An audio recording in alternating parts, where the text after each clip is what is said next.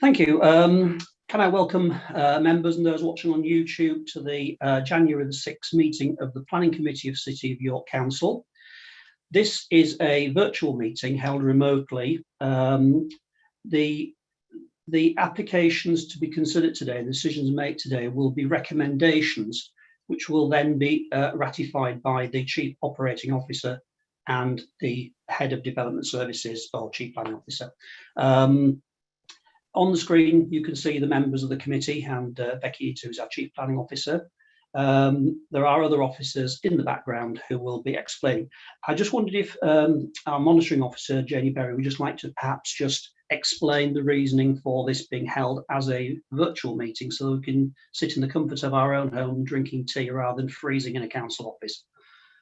Thank you, Chair. A decision was taken at towards the end of December that, in light of public health advice that we'd received and the need to keep members and staff and members of the public safe and minimise the risk of spread of infection, that for a very short-term period, meetings would revert to being virtual, which means that this is an informal meeting. And as has been indicated earlier, any decisions arising from this will be made by the Chief Operating Officer, and he will be using this meeting as part of a consultation process. I'd like to reassure everybody who's either attending this afternoon or watching this meeting that this position is being kept under constant review by the political group leaders and leader of the council and the Chief Operating Officer, and they are taking on board advice from the Director of Public Health. Thank you very much indeed for that. Okay, if we start off, do we have any apologies for absence? I understand Councillor Waters has sent an apology. Is that correct? Yes, it is, Chair. And he's not sent a substitute, is that correct?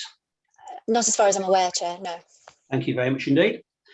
Okay, do we have any declarations of interest for this meeting? I see no declarations of interest, so we can, Councillor Doty. Thank you, Chair. Like some others, I have concerns about the legal status of this meeting. The monitoring officer tells us this is an informal meeting with the Chief Operating Officer actually making the decisions. What I ask myself is the purpose of this meeting. Is the Chief Operating Officer required to follow member recommendations? If so, are we conspiring in an attempt to subvert the normal rules? Or is the Chief Operating Officer able to disregard member recommendations and do something completely different? In which case, is this meeting a mockery? This certainly leaves me deeply uncomfortable, and I'd like reassurance from the monitoring officer and council solicitor that elected members are or will not be at risk under what appears to be a workaround under these proceedings.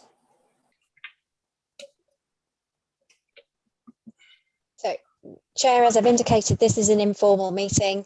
The position was that it was felt to be better to have an informal meeting of members, and this will be used as part of a consultation process for the Chief Operating Officer. The Chief Operating Officer has indicated that he will be guided by members as part of his decision making. He's using this as consultation, and any decision that is made will absolutely adhere to the decision a recommendation that he receives from members this evening. The position that we're in at the moment is no different to we were in previous concerning periods of time during 2020 and during last year as well. The council's constitution does provide for decisions to be made by the Chief Operating Officer, and it is the council's constitution that we are adhering to.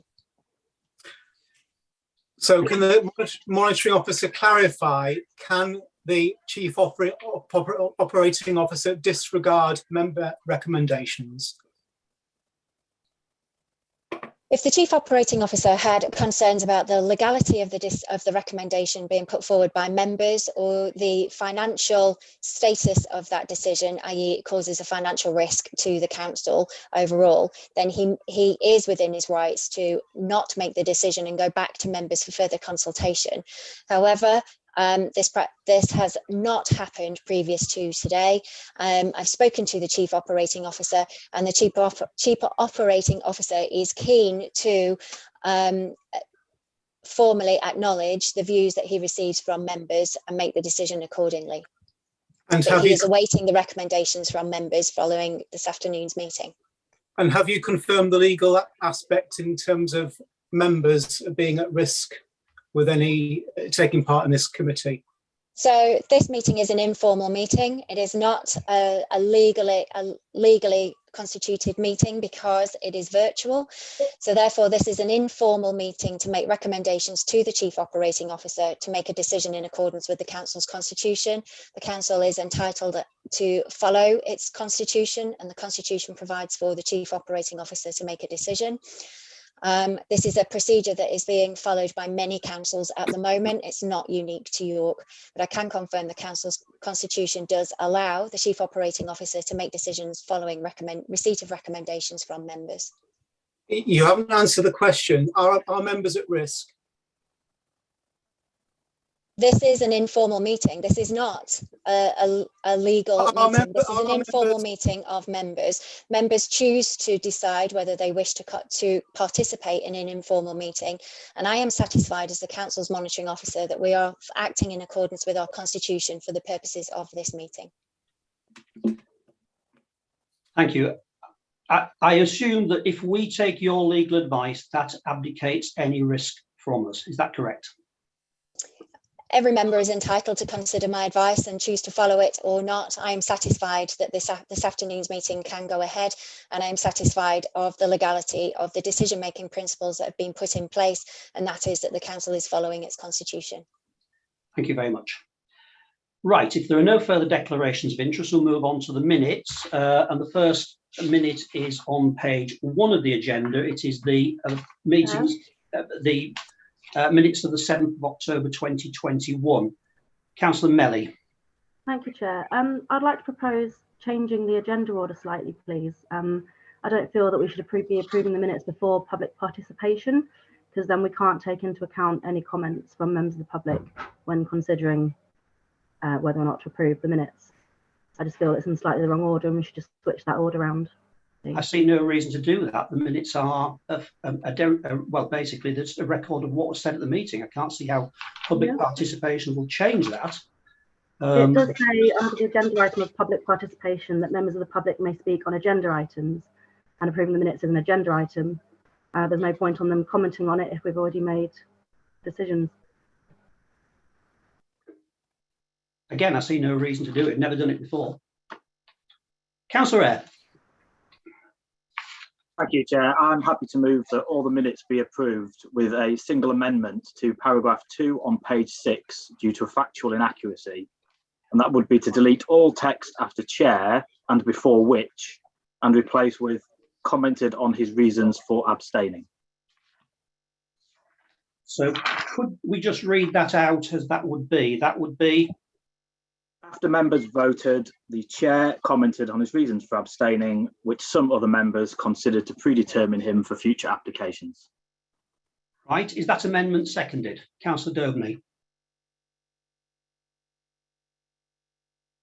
Councillor Daubney, you need to unmute. Yes, Councillor Daubney, please. Yes, I second that. Thank you. But I have my hand raised for another matter, Chair. Ah, yes. Could I ask what that other matter is, please? Yeah. On the minutes for Planning Committee 2nd December, it states that I was present. In fact, I was not present. I give my apologies following my booster jab and I was unwell. So I was not present. Thank you. So you're not actually present at that meeting.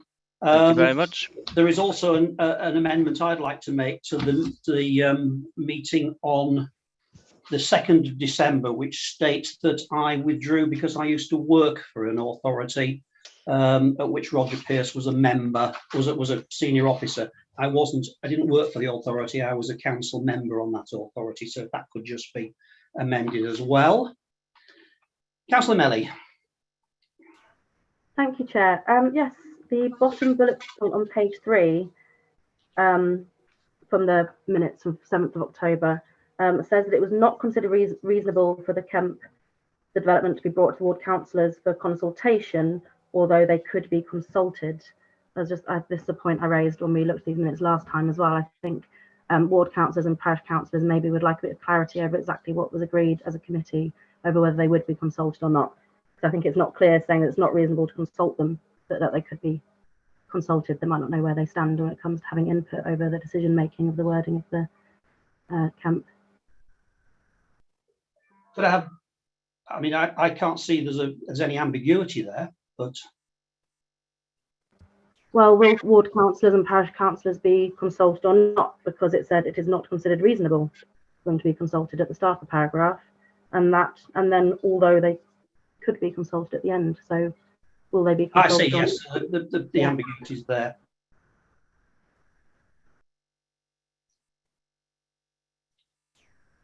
Anyone got any further comments on that aspect, whether it's changed? Councillor Pavlovich.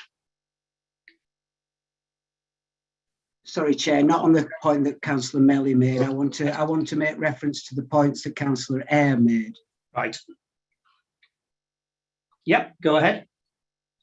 Oh, sorry. I'm a little bit perplexed as to why there's a motion to remove that element of the text. It is a factual reference to what was said at the meeting. No, I believe it is, though there could be additions to it. And I think if there was a motion, I would like the monitoring officer to make a ruling as to whether something that was discussed at the meeting of the 6th of October can just be arbitrarily removed from it, because it's therefore not a contemporaneous record of that meeting. I suspect others may want to comment before Janie chips in. Councillor Aubrey. Sorry, mine is simply because my network is unstable. So can I have permission to switch off my camera, and can you check with me if I've heard everything? I will do so. Thank you. Councillor Lomas. Thank you, Chair. I'm a bit confused as to where we're at the moment, because quite a number of things have been suggested and we don't appear to have had any consensus on any of them before moving on to the next. I wonder if we can just take one thing at once and discuss it and agree what we're doing with it or not, and then move to the next, because I think there are possibly 3 or 4 different points that are now out there and haven't been resolved. So it'd be really helpful for me if we could just stick to one thing at once. That would be great. Okie doke. Councillor Doty, what are your comments on, please? You're muted.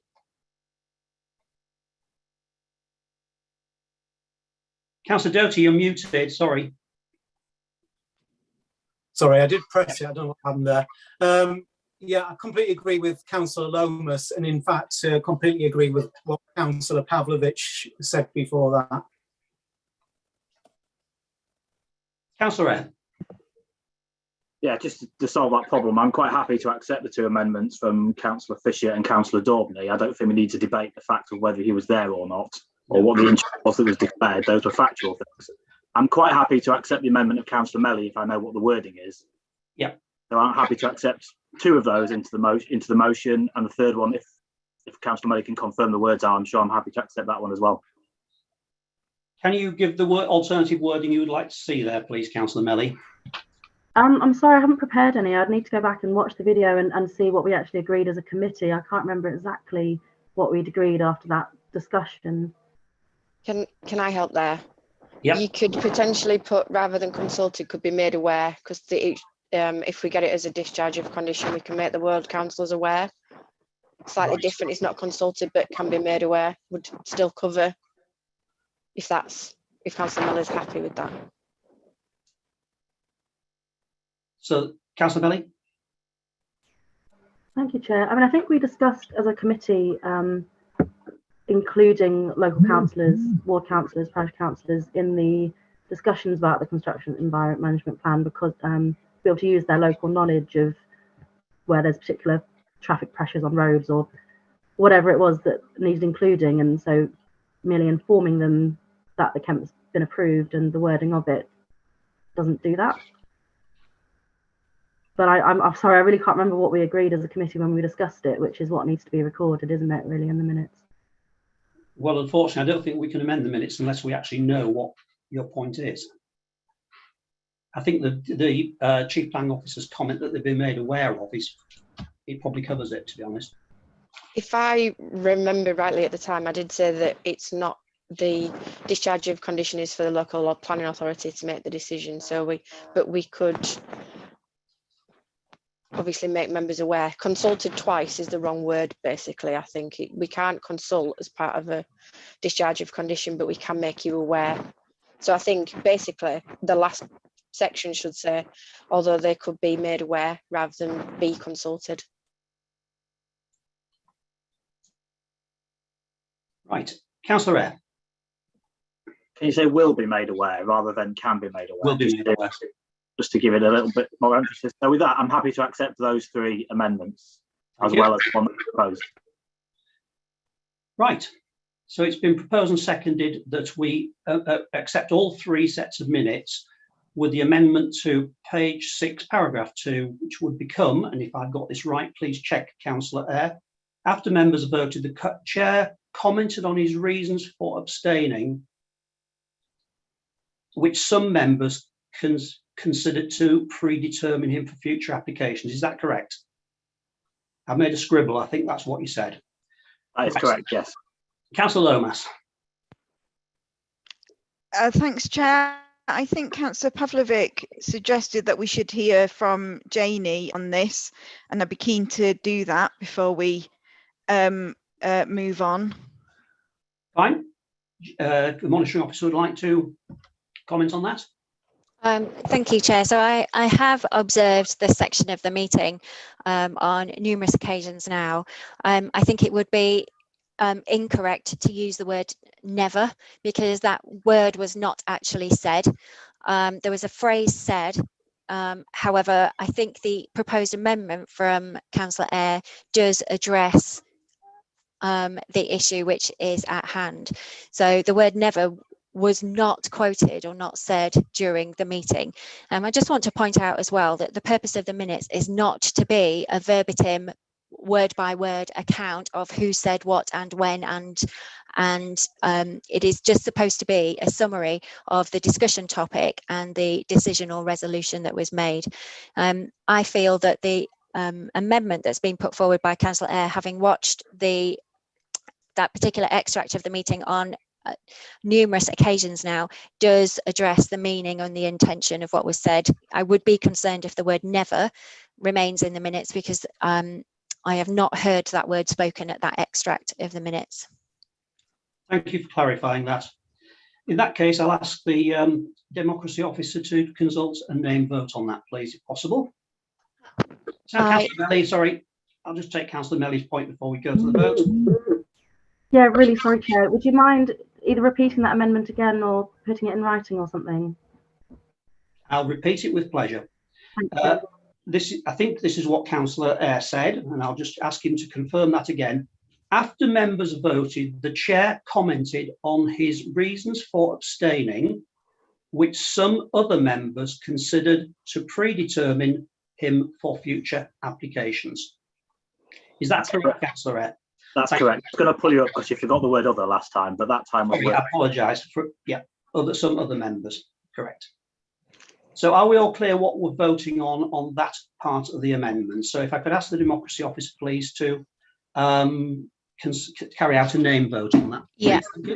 Thank you, Chair. Can you all hear me clearly? Yep. Okay, so I'm going to do this in alphabetical order with the chair going last. If you could indicate whether you're for, against or abstaining when I speak your name, please. So Councillor Eyre? For. Councillor Barker? For. Councillor Degorn? For. Councillor Daubeny? For. Councillor Doughty? Against. Councillor Douglas? Abstain. Councillor Fenton? For. Councillor Hollier? For. Councillor Looker? Against.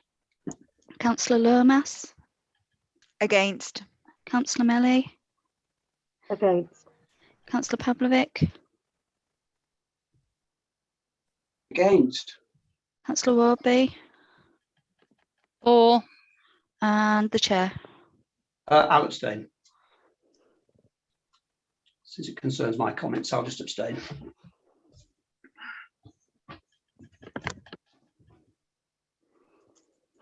So that's carried with 7 for, 5 against and 2 abstentions. Thank you very much. That clears up all the minutes.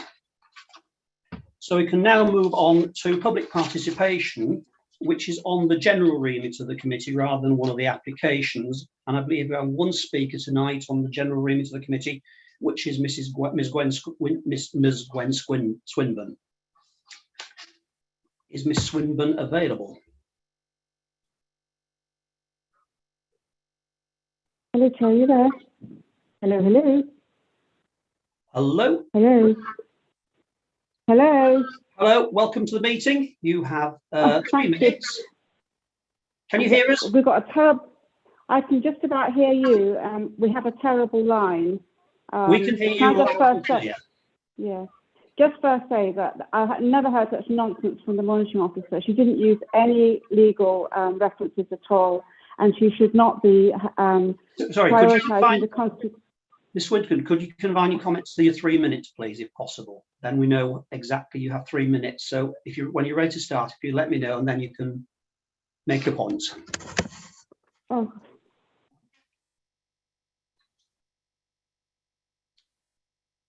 Ready when you are?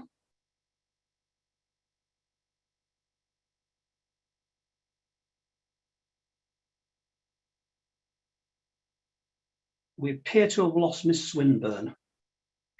Can you hear me? Chair, it's Richard Jackson here. Yeah, Gwen is still in the meeting and appears to be unmuted, but yeah, there seems to be a problem at some point. Yeah, there's not a lot I can do because say she's in the just dropped out. Right, it looks like her internet connection has failed. I think the best way to proceed then is to move on to the determination of our plans for today, and then hopefully if we can get Miss Swinburne back in at a later point, she can speak on whatever she wants to speak on. So we'll move on now to part point 4 on the agenda, which is the plans list. I think it's Aubrey House. It's sometimes classed as Aubrey House somewhere in the minutes, but I think it's Aubrey House, Foss Islands Road. The erection of a 5-storey student accommodation building with associated car parking following demolition of existing buildings. If I could pass over to our Chief Planning Officer to introduce this, if you would be able to do that. Thank you, Chair. I'm just going to share my screen for the presentation, okay? Afternoon, members, sorry. There we go. Can you all see that okay? Nod, somebody nod. Yes, thank you. Thank you, good. Okay, so this is the site location plan, as you can see, outlined in red here. I'll just change it to, can you see that better now? Once I do that, there we go. Is that better? Yep. Right, so the application site in red here. The application site for the front elevation of Aubrey House as it is here. You can just see carpet right next door. That building has now gone. When we did the virtual visit on Tuesday, we could see that that had been demolished. There is, again, sorry to interrupt. Is it possible to get rid of the sort of sidebar so we can see the main picture? But yeah, because usually when it goes into present mode, I know, you can I don't just know see why the it's main done slide. that. It's just it's a bit small. That's it. Is that better? I just don't have a pointer. Yeah, if I do that's it that better way. than the other one. All right, yeah. fine, no problem. Sorry about that. Thanks. No, thank you for letting me know.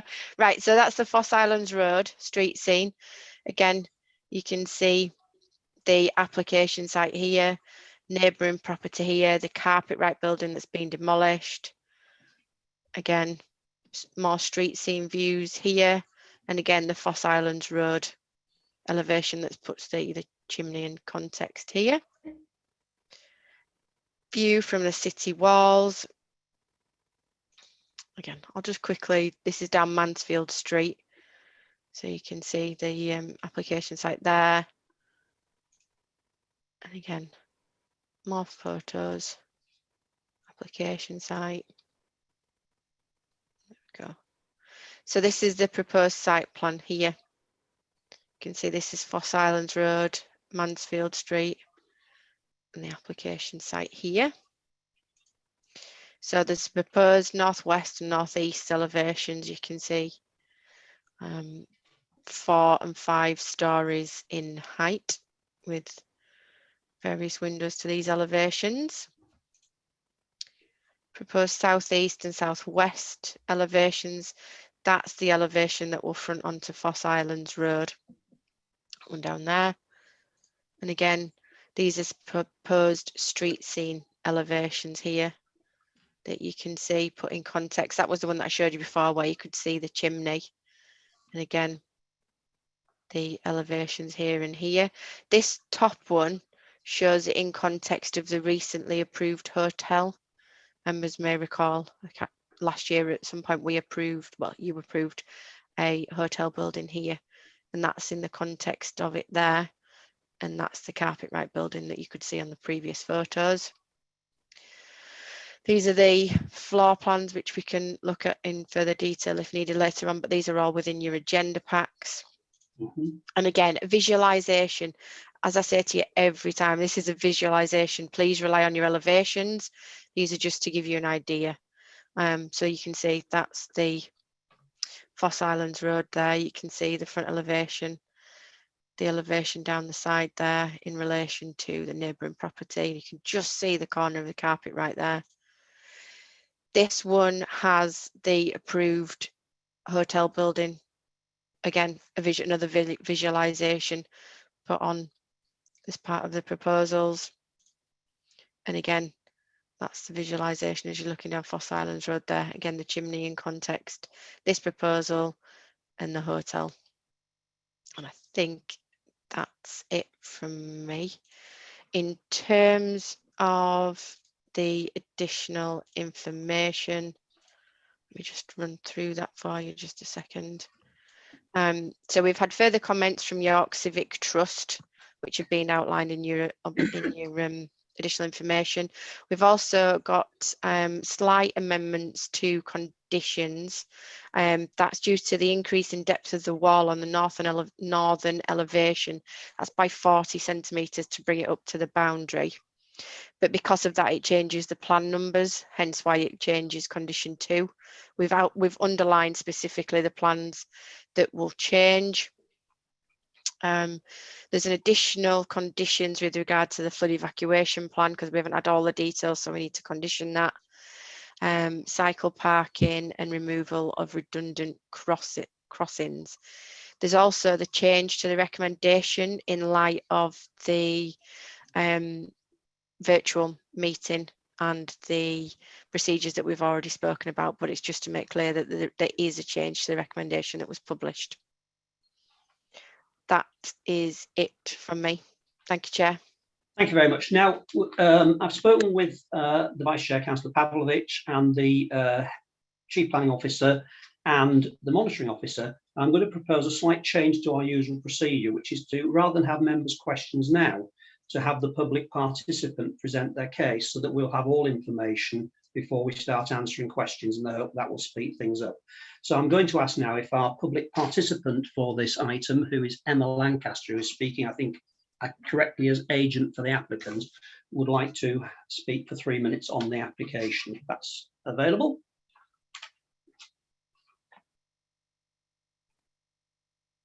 Thank you, Chair. Can I just check everyone can hear me? Loud and clear, I can. Everyone nodding, thank you.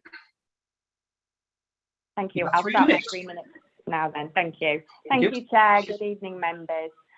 I'll just start by explaining that the applicants have a strong track record of delivering popular and well-managed student accommodation schemes nationwide. In York, they delivered the neighbouring coal yard, which you could see on some of those images that Miss Eads showed you all. That's been fully let ever since it opened in 2019, and the proposals are in effect an extension to that highly successful scheme. Considering the proposed use, demand for purpose-built student accommodation in York is high and massively outstrips supply. Yet the availability of high-quality accommodation is a key factor for many students when deciding which university they attend. Failing to provide sufficient supply will stifle the growth of the student population, and important contributions to the city's economy will be lost. And further, as members know, there's significant housing pressure in York, yet many traditional residential properties are being used as HMOs for students. Proposals like these increase the overall housing stock for general housing needs, aiding affordability and reducing the number of students that are living in unmanaged accommodation in areas that are actually more suited to family housing. In terms of the site itself, although Aubrey House, the dwelling, is a reminder of the area's historic past, it has no status as a heritage asset, and it's now out of character with existing and proposed development in the vicinity. And whilst the commercial building at the back of the site was once occupied by a privately run youth centre, this was short-term and part-time, and that use only came about because there was a lack of accommodation in the area, rather than it being ideal for the community use that actually went in there. The building is in a really poor state of repair and was vacated well in advance of the application being made. The value of the site to the local community is therefore nil, and there's no prospect of an alternative community use coming forward. Finally, in relation to the detail of the scheme, the applicants have worked really hard to engage with officers and consultees. They've made amendments to the proposals and provided additional information wherever necessary to overcome all concerns raised. The height and massing of the building is in keeping with recent developments, particularly the Premier Inn. And high quality materials and architectural detailing, along with street trees, landscaping and a green roof, will make it an attractive and modern addition to the evolving street scene here. Internally, opportunities have been taken to maximise amenity. A generous amount of communal space is provided. There's ground floor study, common rooms and roof terraces, and occupiers will also have access to communal facilities at the coal yard. So in summary, there are significant benefits of the scheme. There will be support for the growth of student population in the city, and in doing so, the growth of the economy and more efficient operation of the housing market. This scheme will catalyse further investment in this part of the city, which is undergoing a period of transition, and the site's redevelopment will make a positive contribution to the setting of the conservation area. We hope that members can support their officer's recommendation today. Thank you. Thank you very much. Do members have any questions for Ms Lancaster? Councillor Benton. Thank you, Chair. Just a quick question around cycle parking. I note in the report highways officers had some concerns about the layout of the cycle parking store. So whilst the number of spaces is welcome, there were concerns around the spaces between the racks being too narrow, and also some concerns about two-tier racks being used. I just wondered how you have been or will be able to take those comments on board in terms of the provision of cycle parking. Thank you. Yes, thank you, Chair. And to respond to that comment, the highways officers did express some concerns early on in the application process. We worked with them and actually increased the area set aside for the cycle parking provision on the ground floor, making that much bigger.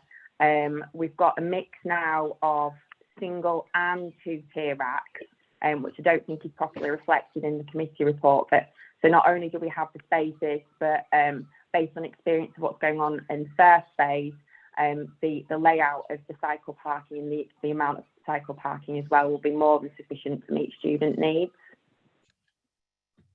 As far as we know, that the highway officers are now fully content with what we're proposing. Thank you. Councillor Lomas. Thank you. Can you take me through accessibility of the proposal, please? Because I couldn't make it out from the plans. Are there rooms which are fully accessible? Because I note that you've got two accessible parking spaces. Yes, we do have rooms that are accessible, so they're fully accessible for people, including wheelchair users. There should be on the floor plans that you've got in your committee agenda. There's an annotation on the plans that shows all of the accessible rooms. I'm just quickly trying off the top of my head to remember exactly how many we've got. I don't know if the planning officer has that information to hand in the reports pack as well. But there are definitely a number of fully accessible rooms. Just checking, I think we've got 3 accessible rooms.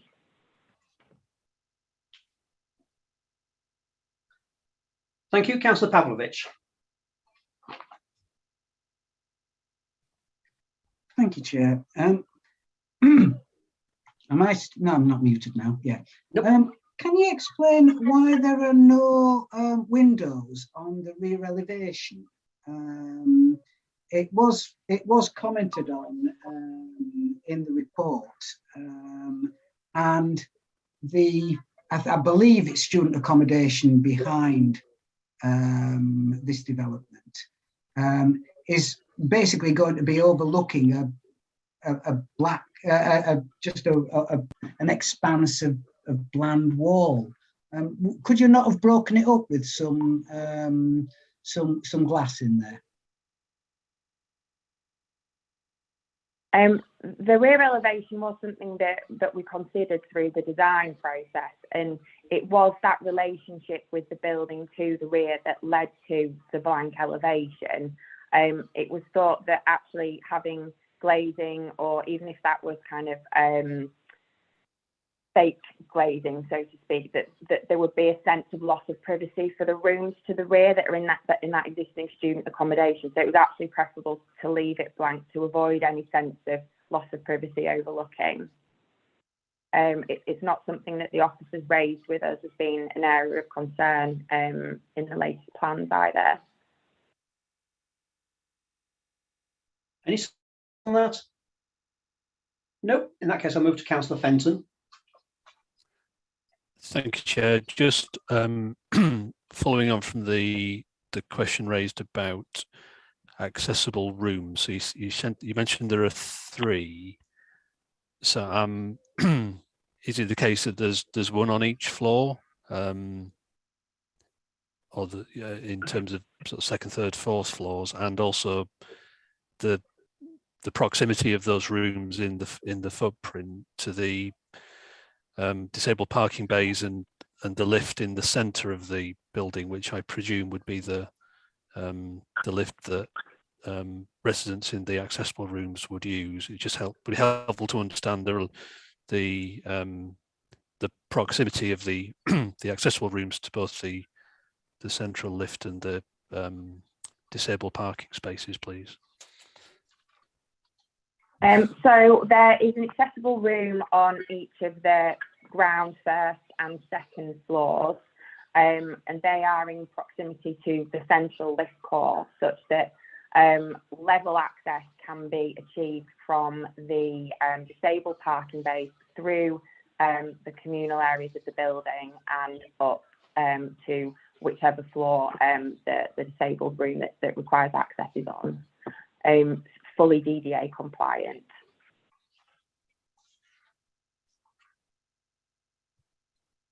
Are there any further questions for our public speaker? Nope. In that case, I'll thank you very much indeed for your comments, and they'll be taken into account when we come to a decision on this. Thank you, members. Thank you. Could we now move on to questions for officers, please? If you've got any questions about the application they'd like to put to our Chief Planning Officer. Councillor Doherty. Thank you, Chair. On page 55, paragraph 3.9, under the section from comments from the conservation architect who objects for various reasons, but one of the points he makes is about the rooms being lacking any generosity in the plans in space. Can officers advise as to whether these are typical room sizes for student accommodation in the city? Yeah, there's a mixture of accommodation in this site. So you've got cluster flats. I'm just going to confirm. Sorry, excuse me, rustling about. There is So that's 11 cluster flats providing 62 bed spaces. So basically that's the bedrooms are 12 square metres and the communal areas of the cluster flats are between 21 and 30.6 square metres. And then the studio flats range between 16 and 24 square metres. There is also, just let me double check.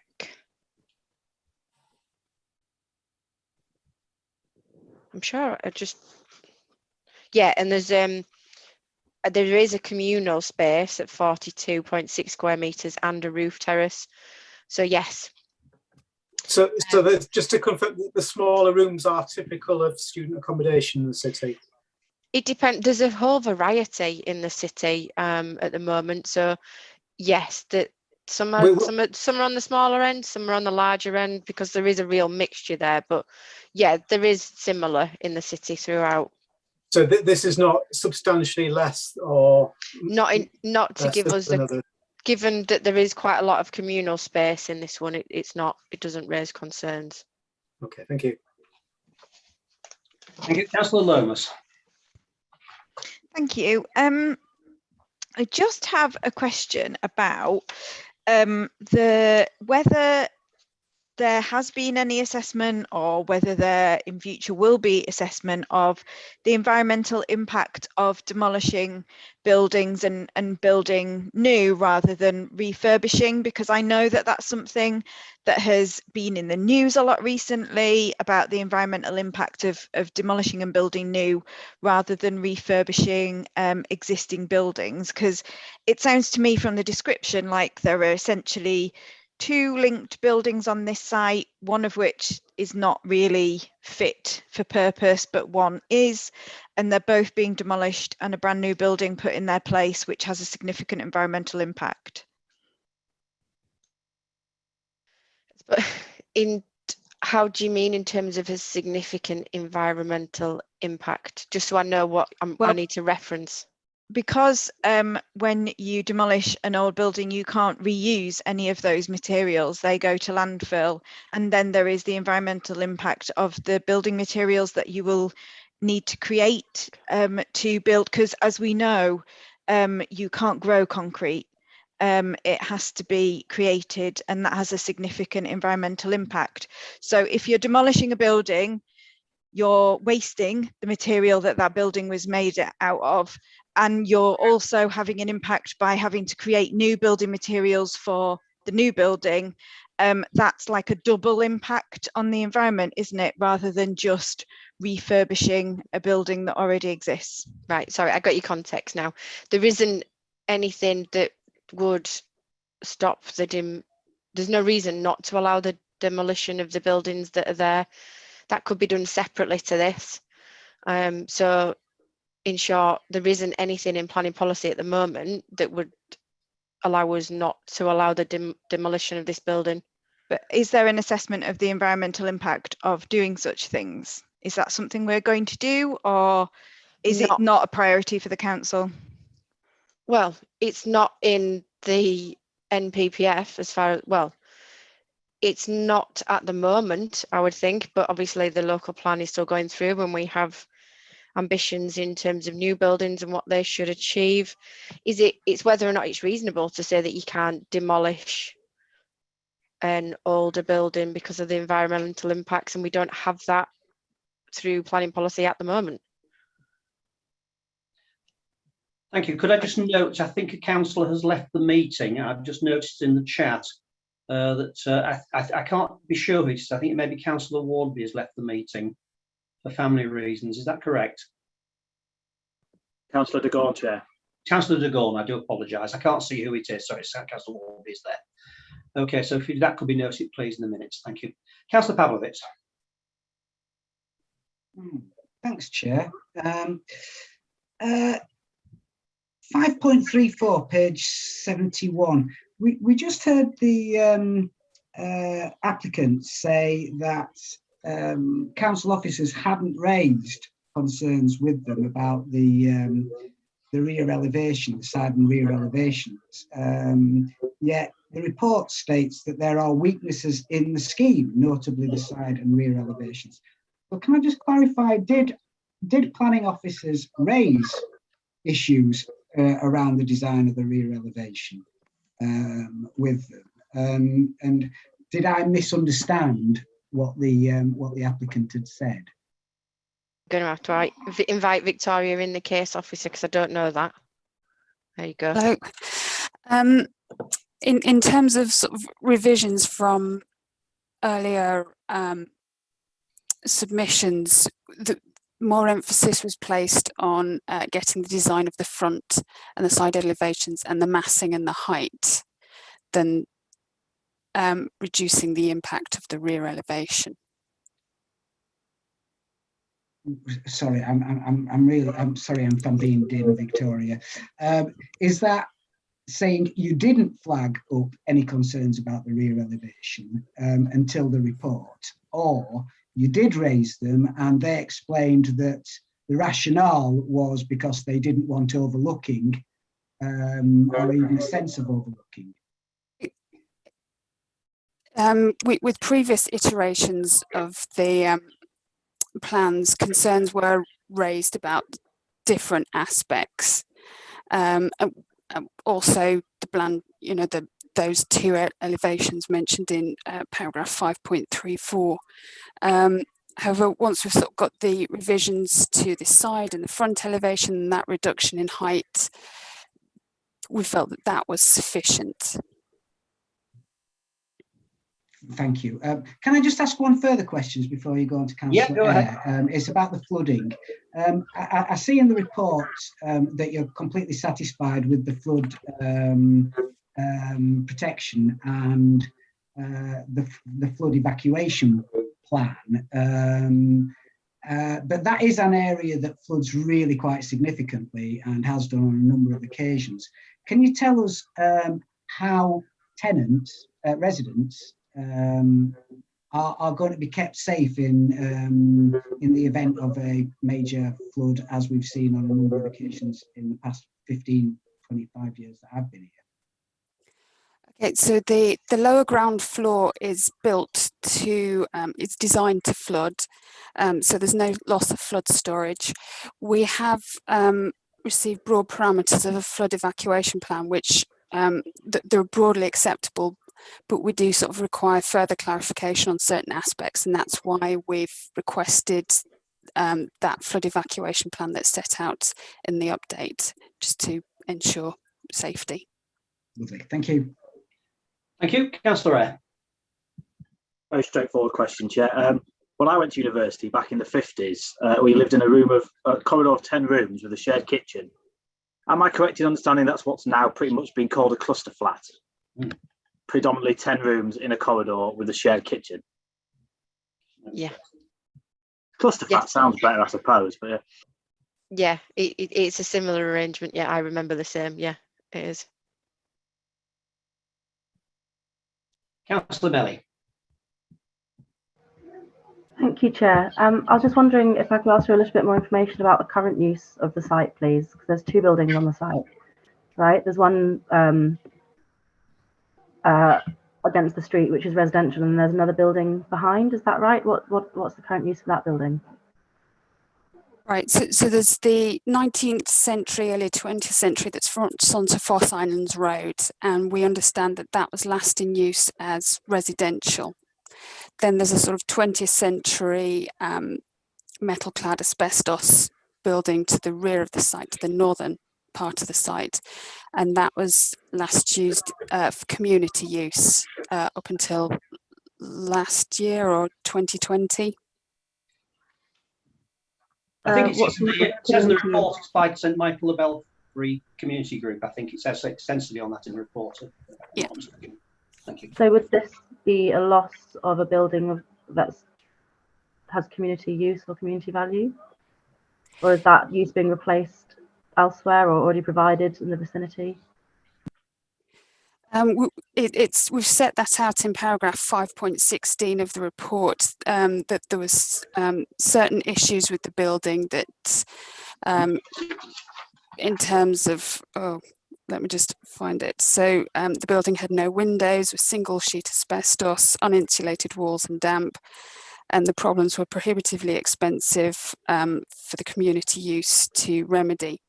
They've also found alternative accommodation at 52 A Stonegate, which is where they currently reside, as I understand. Thank you. Councillor Melly, have you got a further question? Yes, I do. Thank you. I was just wondering if I could see on the plans the cycle storage. I can see it on the plans we've got on the papers, but I was just wondering if it'd be possible for us to bring it up again. Yeah, and just show us. Give me 2 seconds. Thank you. Because obviously some concerns were raised that another member already mentioned about them being narrow and 2-tier and that sort of thing. But the condition there, can you see them in there? It's even smaller than on the paper, actually. Let me see if I can make it any bigger. Just because the cycle storage condition references the plans, basically. So I just wanted to see whether the cycle storage on the plans is adequate, acceptable. Is there at least 81? Do they have enough space? Are they 2-tier or single tier, etc.? Victoria, can you pick that up? So the plans are sort of showing spaces for 90 cycles, but I think that includes the 2-tier racks, which we don't usually accept in York. After discussions with the highways team, they believe that we can get 81 cycle spaces that are in line with our own cycle standards. So we've requested the condition in the update that they submit further cycle parking standards, further cycle parking details, setting out how they can accommodate 81 cycles to our standards in there. Thank you. So that would be replacing condition 25 on page 87 of the report. It would be in addition to that condition. Okay. So that condition is saying that cycle storage would be provided in accordance with the plans. So that's the plans that you've just shown us that do include the 2-tier. So that's cycle parking and refuse bin stores. So we could alter that condition, the proposed condition in the update would be a replication of part of that condition. Condition 25 also refers to the refuse bin storage. So I suppose we could alter that condition so it only refers to cycle bin storage, and we've got a separate one for the cycle parking, as set out in the update. Are you happy with that, Councillor Melly? Good. Okay. Councillor Eyre. Thank you, Chair. Page 62, paragraph 3.51, which I think is the Civic Trust's comments, which seem to suggest trying to retain Aubrey House and merely developing the building at the back. Considering that there's a giant hotel next to it, there's an office block next to it, the rest of it is a retail park, that would, to me, create, I believe it was residential. So you'd be left with a small residential development surrounded by significant high-rise buildings. Would you be likely to get any planning permission that would maintain this sort of oasis of residential within a predominantly industrialised Foss Islands?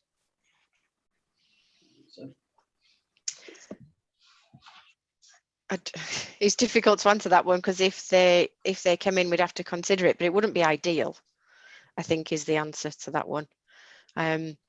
Because, like you say, there would be an impact given how everything else is developing around that area at the moment. Sorry, that didn't really answer it, but yeah, it's a difficult one, that one. I expect you might have to try and find that bloke who lives on the M62 to persuade him to move into that property. No comment. Councillor Melly. Thank you, Chair. In some of the objections, some concerns were raised about existing noise and pollution and disturbance from the existing nearby. Could you give us a page number, please, Councillor Melly, just to be clear? Yes, page 63. It's in the summary of the objections. I haven't got. Oh yes, got it. Yeah, the actual objection is printed in the paper, so I can't give you a page reference to that. But yes, I was just wondering what evidence there is of existing noise and disturbance caused by the existing student accommodation, and who that noise and disturbance is being caused to, and how that could be exacerbated by this development, if at all. So that's based on a comment made from one of the neighbours. I did contact our public protection team and they've received no complaints regarding the noise. We have conditioned a management plan that I've forgotten which condition number it is, but that should cover how sort of outside spaces and antisocial behaviour would be managed.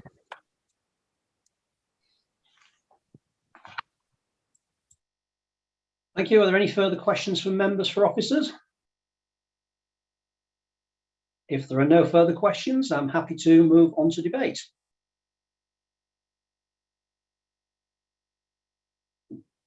Councillor Pavlovich. Thank you, Chair. Can I propose, therefore, that we accept the officer's recommendation with the amendments to the conditions as outlined in the addendum paper that we received? We all had views about the amount of student accommodation. This is, I feel, an appropriate level near to St John's.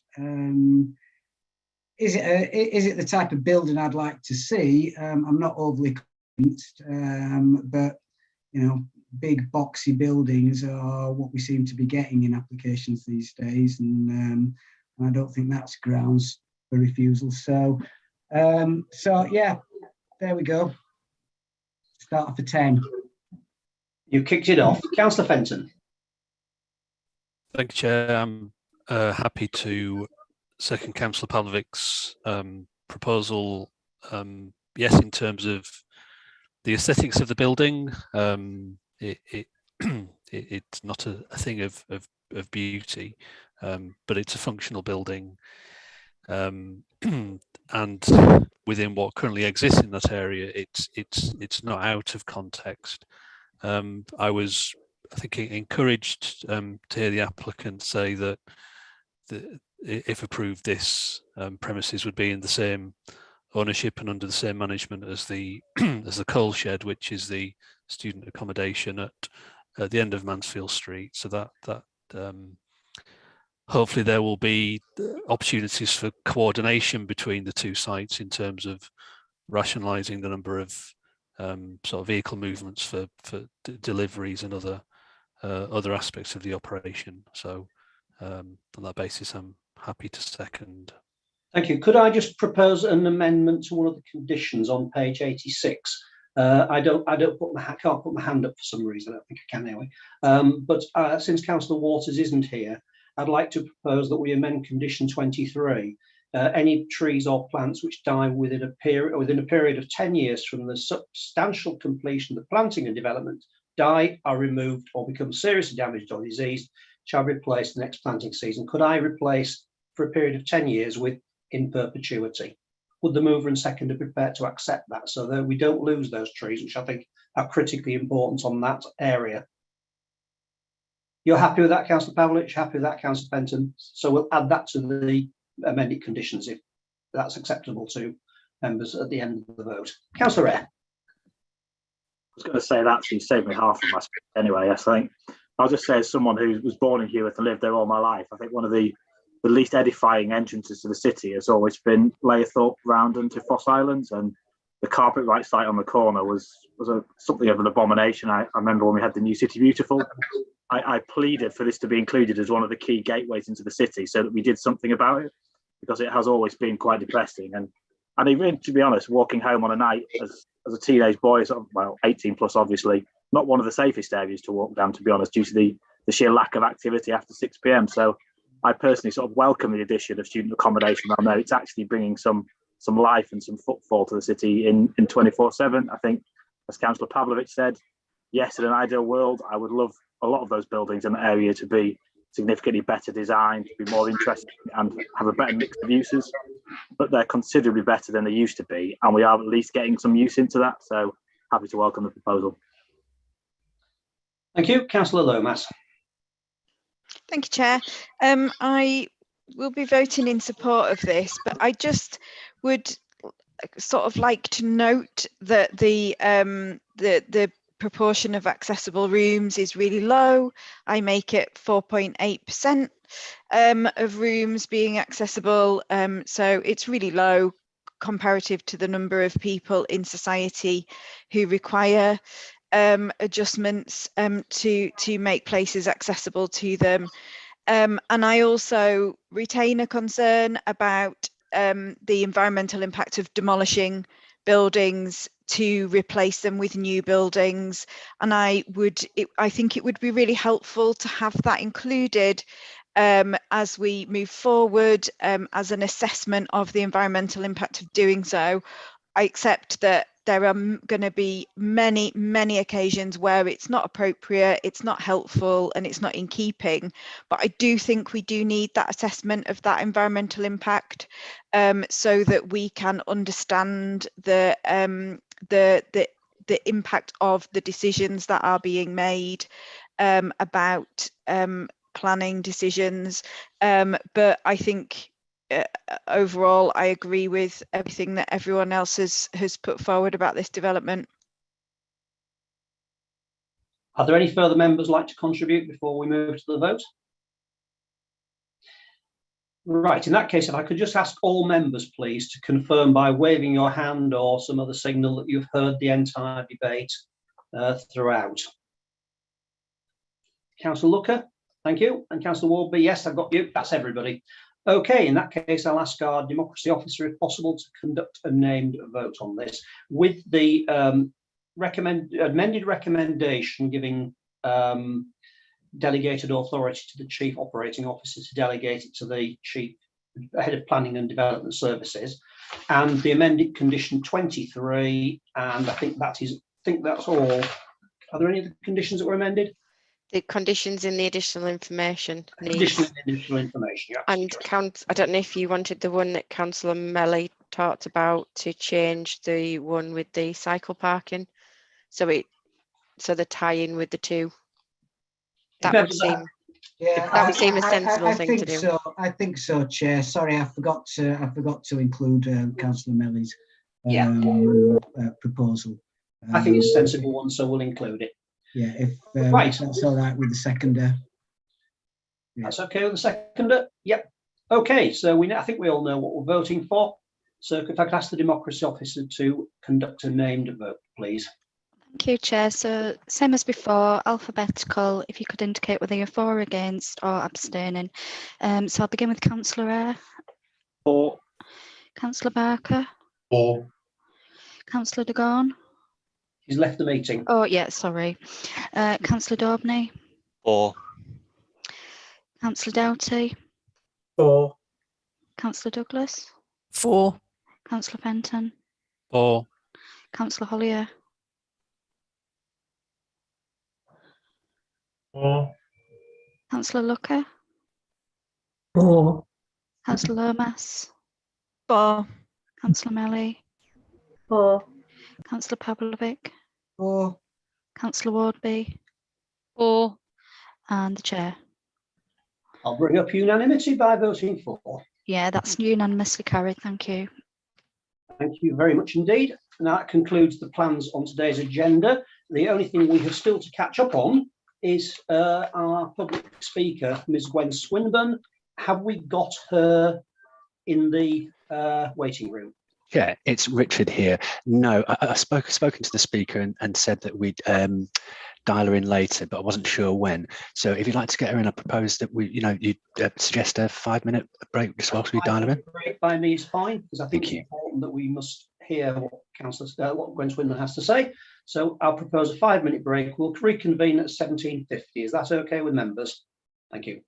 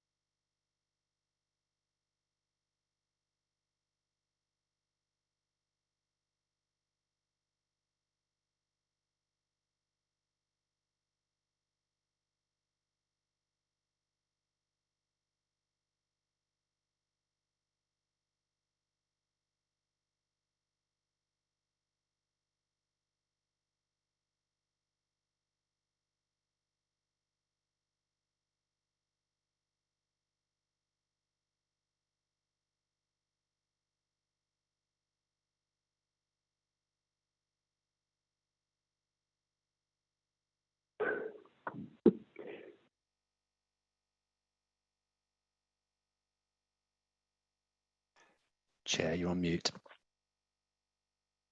Am I on mute or on mute? Thank you. Can I welcome everyone back after that short adjournment? Now, earlier in the meeting, we lost our public speaker on the general remit of the committee, Gwen Swinburne. Fortunately, she is now back, and I would invite her to have her 3 minutes if she can hear us. Thank you, Chair. Can you hear me? We can hear you loud and clear. You have 3 minutes. Perfect. Thank you. I'll send you what I was going to write, and this is what I'm going to say now.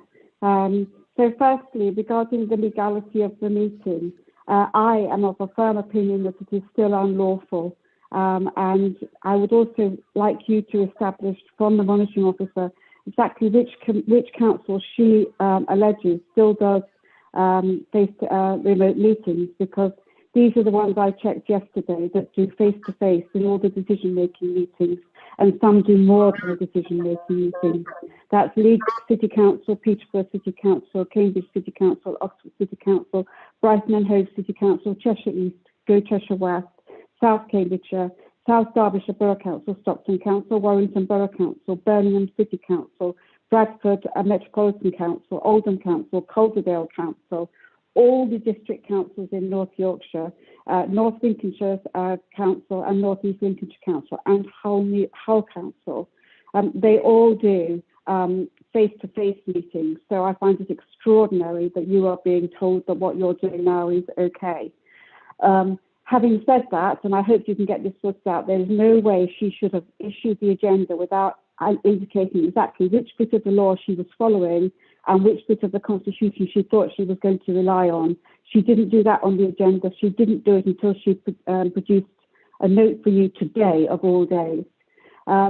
Secondly, I wanted to mention that in the decision notice, after the Chief Operating Officer decides whether he's going to agree with your recommendations or not, I think you should require him to write in every detail any element of any recommendation that he has not supported before he signs off that decision notice. I think that's important in view of the track record that we've had at Yorkshire City Council. Secondly, regarding the order of business, both in the last administration and Michael Pavlovich will know in this one, we have tried on a number of occasions to get the public speaking before the minutes, so that the public speakers, as I would have done today, had a chance to comment on the minutes. So it may not have been your experience in planning, but it has been in audit and governance. The council staff seem to not be willing to change it though. Finally, regarding the planning committee itself, I would really prefer if you could have a peer review of it. There's far too much secrecy going on now. We have private site visits, private development meetings, which don't seem to be recorded anywhere. We now have, according to you have 30 seconds, Ms. Swinburne. I'm nearly done. Pre-committee briefings with the staff that are not open so members can ask questions, but they're not recorded anywhere. So another thing where we're being left out. It's not on, Chair. Everything is getting really difficult there. It's simply not on. So those are my comments, and I'll send you what I have written as well. Thank you. And thank you for waiting for me. Thank you very much. Right. I don't think there are any questions on this since it's not relevant to a planning application. So therefore, we'll move on to urgent business. The only matter of urgent business is just to ask members. I gather there was some discussion while I was away. Did members feel that having public participation straight after the presentation could potentially reduce the amount of time for questions? Just any feedback? If you don't want to do that, give it now. Please feel free to just email either myself or the Vice Chair to give us an opinion. Councillor Ermas. Sorry, Councillor Fisher, I just, you spoke very fast then, and I lost it halfway through, but are you asking whether the order in which we did things this evening felt better? Because if you are, then yes, I agree. Good. If any members have any views and would like to have a think about it, please email myself or the Vice Chair of Committee, Councillor Pavlovich, and we'll take your views on board as to whether we continue with that in the future meetings. If there's no further business, in that case, I will thank you all for your attendance and hope you enjoy the rest of your evening. Thank you very much.